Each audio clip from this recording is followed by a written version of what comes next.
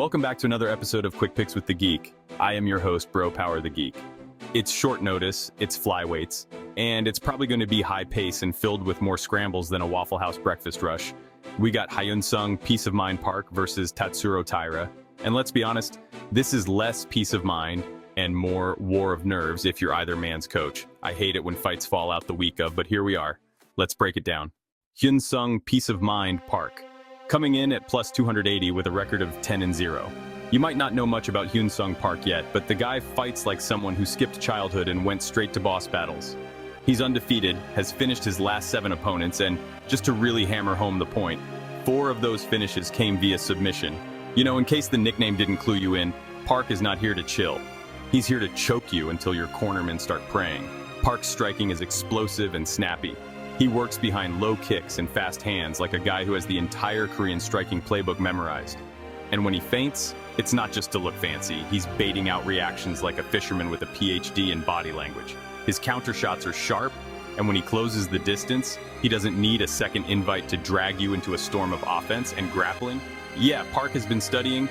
Dude's got a nasty rear naked choke and isn't shy about dragging things to the mat when it suits him. He's like, oh, you want to bang? Cool, let me just fake that overhand and... Surprise, you're in a body triangle. Even more impressive, his takedown defense sits at 100%. Granted, that stat is like saying you've never been in a car crash after only driving in your neighborhood, but still, credit where it's due. Now for the asterisk. While he's passed every test with flying colors, most of those tests were open book.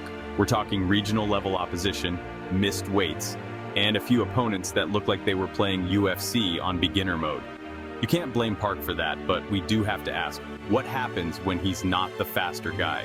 What happens when he does get taken down? Because against someone like Taira, that question's not rhetorical, it's part of the syllabus. Tatsuro Taira, coming in at minus 340 with a record of 16-1. Taira might look like a chill anime protagonist, but in the cage he's more villain in the final arc.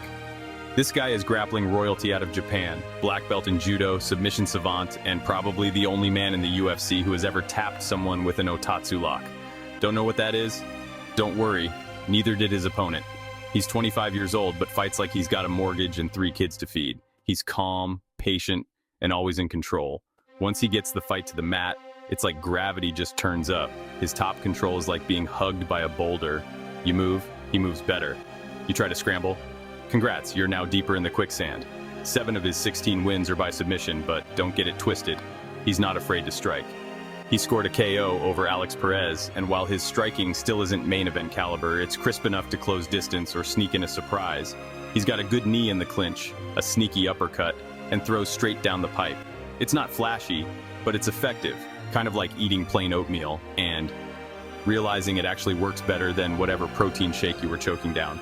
His lone loss was a close split decision to Brandon Royval, which honestly says more about Royval's chaos magic than it does about Taira's flaws. But that fight did expose the one real question mark. How does Taira look when he can't control the pace, when he's being pressured? If Park keeps it standing and aggressive, this could get spicy. So who wins? Park is a real threat here. He's not just stepping in to lose politely. He's got fast counters, good kicks, underrated grappling, and an unbeaten mentality. If he can stay upright, this fight could get real interesting, especially if he draws Taira into a striking match. Park might be able to edge the volume and land the more damaging shots, or even reverse position if the grappling gets messy. But Taira's not going to get drawn into a brawl unless he wants to. He's the one dictating where this goes. He's the kind of guy who can turn a fight into a grappling lesson within 90 seconds. If he gets Park down and sets up his positional control, it's going to be a long night of fishing for necks. Official pick, Hyunsung Park, by decision.